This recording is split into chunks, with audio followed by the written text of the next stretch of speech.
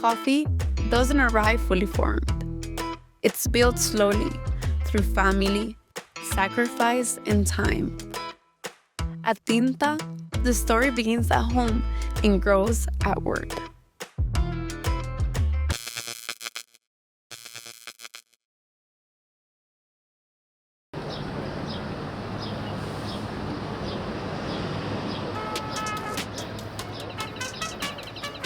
Tinta y Café started in 2005 with a mother and her brother. A small space, long days, everyone doing what was needed. Coffee became the way the family stayed close while building something of their own. Coffee culture in Miami is a ventanita culture.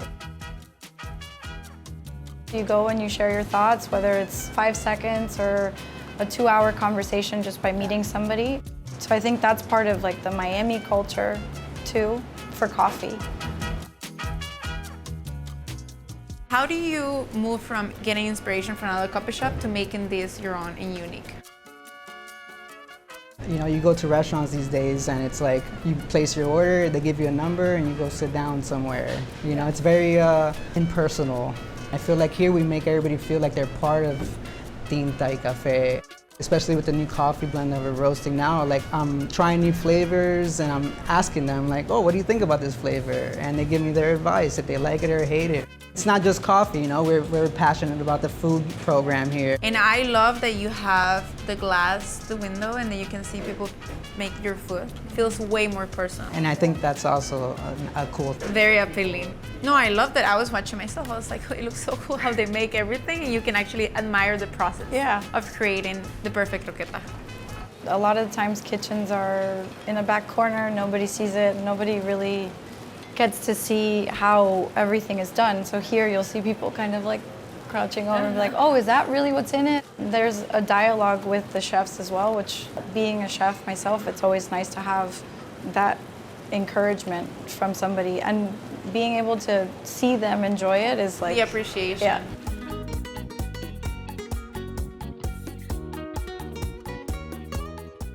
Well, we're sitting right now, right? This is the communal table. Is that how you call it? Yep. I've traveled and I've visited a lot of coffee shops because of my work, and I've never seen a communal table before. I know that most coffee shops always encourage socializing, but a communal table like this, I've never seen that. Some people are resistant at first, right? Yeah, like maybe kinda they're a little don't shy. Like, they don't, yeah, they're kind of shy about it, but once they actually do sit down and the other person, they start talking to each other, and they don't even know each other, you know? I actually experienced it. I sat down and I made some friends, and it was great. I got first-hand experience of how beautiful this concept is. How do you think that Tinta has impacted your family? If you think about it, it stemmed from 2 of our family members, like my mom and his dad, and it was something so beautiful that people could recognize that from the beginning, and then for us to step in and still have that be acknowledged and noticed in how we deal with our day-to-day is like so grateful. I'm so happy. And I also love the fact that like our nieces and nephews are planning on like what position they're gonna be when they're older. You know, like who are you gonna be? I'm gonna be Tio Carlos, and I'm gonna be Sachi. Oh, I love it. It really reminds me of my childhood. We had a coffee shop, so I grew up making coffees and helping. And that's exactly the sensation that I felt when I got here. I was like, oh, I miss this. I want to know a little about your uncle and your dad. He's a big part of the business. So I was looking at this picture and I literally said, that is a picture that should go on the Rolling Stone magazine. The coolest picture I've ever seen. And how have you balanced grief with the business and the coffee? Because I know sometimes it's hard to separate that. Personally, I've had a struggle with that. So I want to know what your perspective is. Well, for me, I mean, I was a 19-year-old kid when it happened, and I remember when he passed away, we didn't really know what we were gonna do. I remember Nelly approached me and was like, I don't know what we're gonna do. We're gonna close it. And then I just looked at her and I was like, we're gonna continue. We're gonna keep going. You know what I'm saying? Like, keep fighting. And every decision I've ever made since that point on, I felt I was being told what to do. And a new sandwich. learning how to make coffee correctly. The new coffee venture we're on, I feel like he's telling me the whole way through. We're continuing to fight and grow. The grief turned into something so beautiful because it's something that's so easily visible to our clientele, whether it's they're here for a layover or they're here every day sitting there and having the same thing, they get it. All these lessons that he taught you, you can take and make it better. I'm sure he will be very proud of you and what you have done with this business. And we're thankful. So thankful. And to my mom too, because she had the motif for it, the vibe, and I think both of them, she helped him and he helped her in ways that we're probably not gonna understand. I know, I understand 100%. Because when my dad started the business, I was 1. I grew up with it and it was the normal, and for me that was like, you cannot imagine your life without the coffee shop, without the restaurants. Like, it's a part of your identity. The real challenge, how do you continue without your dad, without your uncle? This is a legacy and it's so special.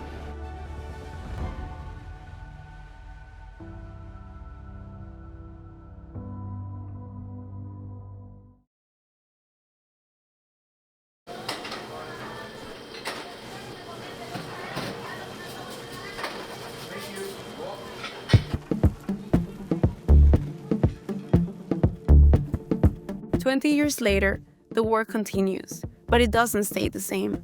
New ideas arrive, new risks are taken. Roasting becomes a part of the story, not to replace what came before, but to explore what comes next. When you roast coffee, it gets darker, more intense, but when you roast it less, you get a little bit more flavors, right? Like mini características that you wouldn't be able to perceive. That can also separate you from other coffee shops and make you your own. So you've been involved in roasting process, right? Yes. That's all him. How has that process been? Getting into roasting, which is something new, and evolving the business, I guess, because you're the new generation. How does roasting fit into that? In Miami, the Cuban coffee culture is king, you know, and that means a darker roast with a bunch of sugar in it, and that's a Cuban coffee, you know, and that's what I grew up on is Cuban coffee, you know, so that's all I knew for a long time. Yeah. Our goal always was for Tinta y Café to elevate the Cuban coffee culture and scene. As time went and I started learning about coffee and the process and where it's sourced and different flavors, I started to think about like elevating that coffee we've been using for 20 years. Where I come from, like in Costa Rica right now, generally they roast lighter.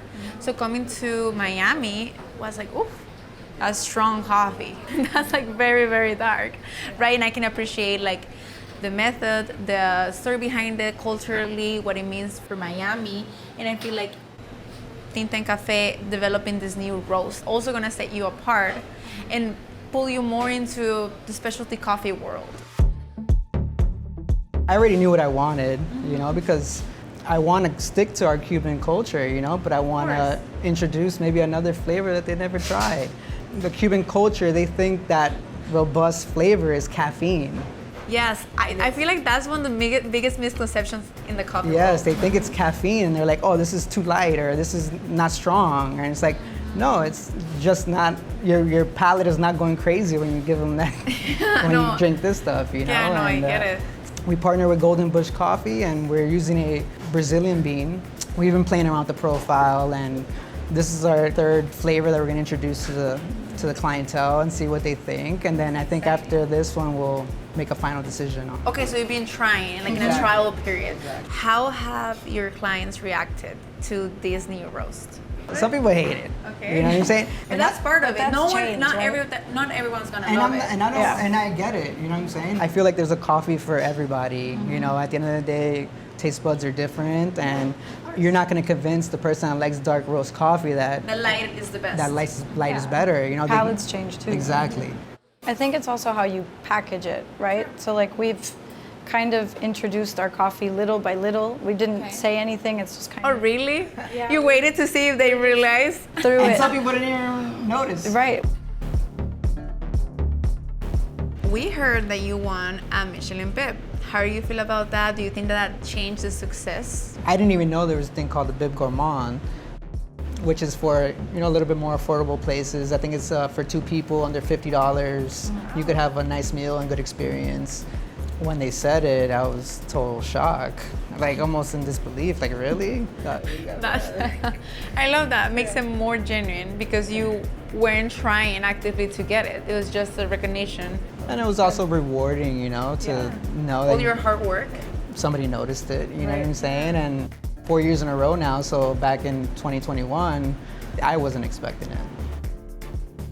And I think our clients also are like happy to be a part of it too, in a weird way. Like, they're super excited that their coffee shop has a... I bet that the regulars were so happy. How many restaurants or cafes are in Miami alone? Miami's become now a culinary destination now after this whole Michelin thing came to Miami, so it's cool to see the evolution of growth as well. The origin of how Michelin Guide even started is about road trips through France. They would give restaurant recommendations on your road trip on your map. For me, I think that's even cooler than like... It is, no, I agree. Yeah. It's for everyone. And everybody is welcome to try it and come to Tinta y Café and be impressed.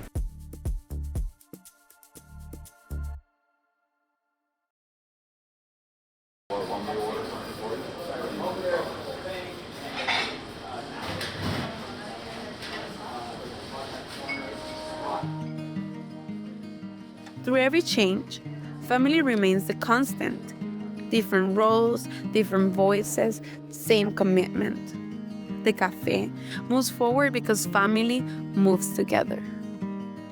I knew that I wanted to have a place that I would like to go to every day, me, personally. Miami coffee culture was born through La Ventanita, and Miami's Ventanita coffee culture came in the 60s. I wanted to take the Ventanita and elevate it. When I finally executed it was for 2 reasons. Number one, I wanted to put that into motion, and more importantly, to help my brother, because he was going through some depression during the time, and I wanted to bring him out of that. And I told him, look, I have this idea, I wanna do this. I think that you would be good, you know, to come on board with me. He was a very gentle man, big guy, very shy, very smart, knew how to eat. When we first started, we sat at the counter and we'd say, okay, let's invent the sandwiches. Because we had the 3 main sandwiches were the Cuban sandwich, the medianoche sandwich, and the pan con lechon. We gave them a little bit of a twist, our twist. And we'd made them on a baguette as opposed to the Cuban bread. At the moment, that was almost 21 years ago, in Miami, there was nothing like what I was going to do. I like culture, I love music, I love books, I'm an avid reader. I wanted to curate the books in a way that I would make people also think. So I would place books and thinking, let me see who picks up that book. The Rolling Stones book with Tina Turner in the cover, I have it at my house. I thought it was very funny. My dad bought it like so much time That's ago. crazy. Yes, and I just looked at it and I was like, oh, that's a sign, right? You have to believe it's a sign. That's beautiful. I always use the phrase unplug and connect. So it was unplugging from what we are all plugged into, but connecting. But I'm assuming that the clients appreciate the moment of relaxation on a crazy, busy day. You're working, you're, I don't know, in college, you're studying, and you just want, okay, I can go to Tinta, I can eat, I can drink cafe, and I can relax, and then I can go about my day in a different way. And now I understand what you were saying, that your dad and your mom complement each other so much because she's a genius with the idea and the concept behind it. And he was my support. He was my support in my idea. He needed me, I needed him. Of course, that's the best compliment. It worked out that way super well, you know? What do you think is the biggest lesson that you have learned throughout these last 20 years of the business? This ability to create the sense of community. For me, I was born in Cuba. I came to Miami when I was 7 years old. My whole life has been in Miami. Where am I from? I'm from Miami. I say to people, I didn't grow up in Miami, I grew up with Miami. Because Miami has grown up while I'm growing up too. Miami is not the same Miami that I grew up in. And so being able to say, I have this idea, I'm going to put it into fruition, and then see it be received so warmly by the community, was something so fulfilling for me. Because it was like, wow, what I'm feeling, other people really like. At the time, this type of coffee house did not exist in Miami. So we were like really the first ones to do something like that. And they say that imitation is the best flattery.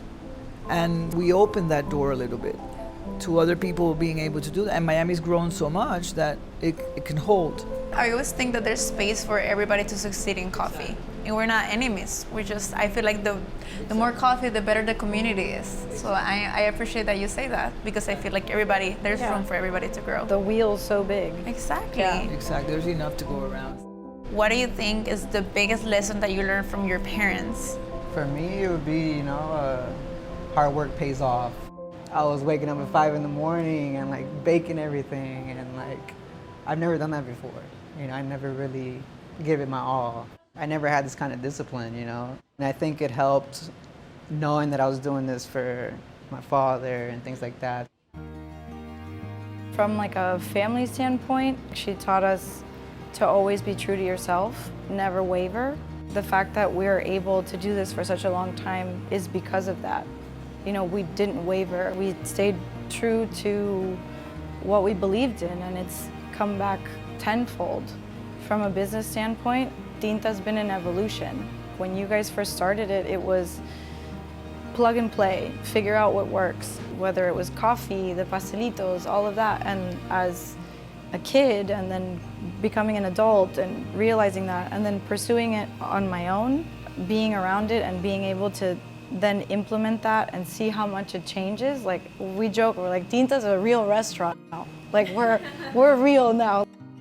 It's grown up now. It has grown with you, Yeah. just like your mom said. How proud are you that you get to work with your daughters and your nephew? I know how this started. I know that when we lost my brother, it was kind of like unexpected, and I was very like, oh my God, what am I gonna do? Carlos and my daughter Malu, they saw in me that I wanted to close, and they both said to me, we're not closing Tinta. We're gonna continue. We're gonna keep going. You know what I'm saying? Like keep fighting.